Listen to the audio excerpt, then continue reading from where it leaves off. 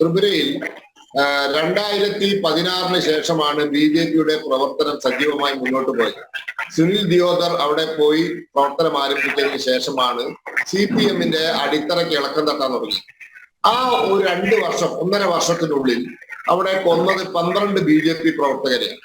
12 പേരെയാണ് കൊന്നത്. പക്ഷേ ത്രിപുരയിൽ അധികാരം നഷ്ടപ്പെട്ടു. അതിനുശേഷം ത്രിപുരയിൽ ചില പ്രദേശങ്ങളിൽ BJP പ്രവർത്തകർ തിരിച്ചടിക്കാൻ ഒരുപെട്ടു. ചില സ്ഥലങ്ങളിലൊക്കെ അക്രമം ഉണ്ടായി. അവിടുത്തെ മുഖ്യമന്ത്രി ആവാൻ തയ്യാറെടുത്തുന്ന അന്നത്തെ BJP നേതാവ് ബിപ്ലബ് കുമാർ ദേവ് എന്താ ചെയ്തറിയോ?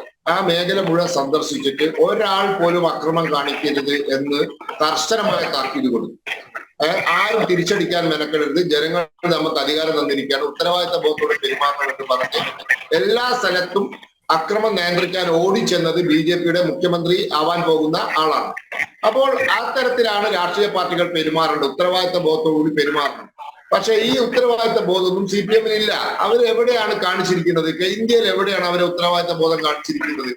നിങ്ങൾ അവരിൽ നിന്നും വലുത് പ്രതീക്ഷിക്കണ്ട. നിങ്ങൾ എന്തിനാ അവരിൽ നിന്നും വലുത് പ്രതീക്ഷിക്കുന്നത്?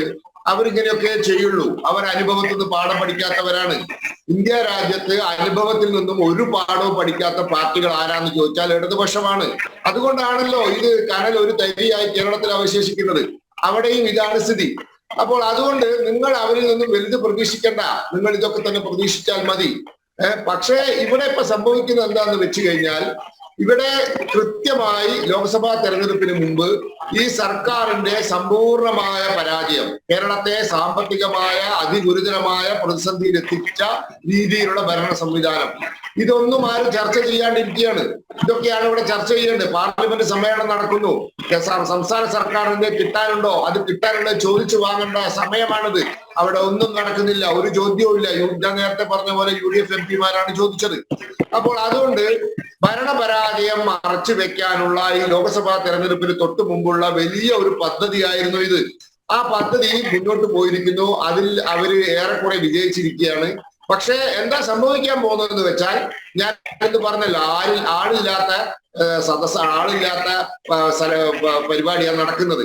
ജനങ്ങൾക്ക് ഒരു താല്പര്യമില്ല. പോകുന്ന ആളുകൾ, ഇവരുടെ പാർട്ടി മെമ്പർമാർ, ഇവർ ഭരിക്കുന്ന കോപ്പറേറ്റീവ് ബാങ്കിന്റെ ലോൺ എടുത്തവർ, ഇവർ ഭരിക്കുന്ന പഞ്ചായത്തുകളെ ആശ്രയിച്ചവർ, അത്തരത്തിലുള്ള ആളുകൾ, പിന്നെ ഈ പറഞ്ഞ പോലെ കുടുംബശ്രീക്കാരെ, തൊഴിലുറപ്പുകാരെ ഒക്കെ കുറെയൊക്കെ ഭീഷണിപ്പെടുത്തി കൊണ്ടുപോവുക. ഇങ്ങനെ ആളെ എണ്ണ ഒപ്പിക്കുകയാണ്. അതല്ലാതെ ആരും സ്വമേധയാ അങ്ങോട്ട് പോകുന്നൊന്നുമില്ല. ഈ പോയ സ്ഥലത്തൊക്കെ നമുക്കറിയാം, നമുക്ക് അവിടെ ആളുകളുണ്ടല്ലോ. നമ്മളറിയാത്ത കേരളത്തില് നമുക്ക് സംവിധാനമില്ലാത്ത സ്ഥലമൊന്നുമില്ലല്ലോ. അതുകൊണ്ട് നിർബന്ധിച്ചു പോയ ആളുകളും കുറെ പാർട്ടിക്കാരും അല്ലാതെ ആരുമില്ല. അതുകൊണ്ട് ഇതുകൊണ്ടൊന്നും ഒരു ഗുണം ഉണ്ടാവാൻ പോകുന്നില്ല. വലിയ തോതിലുള്ള രാഷ്ട്രീയപരമായ അതോടൊപ്പം ഭരണപരമായ പ്രതിസന്ധിയിലേക്കാണ് ഈ സർക്കാർ പോകുന്നത്.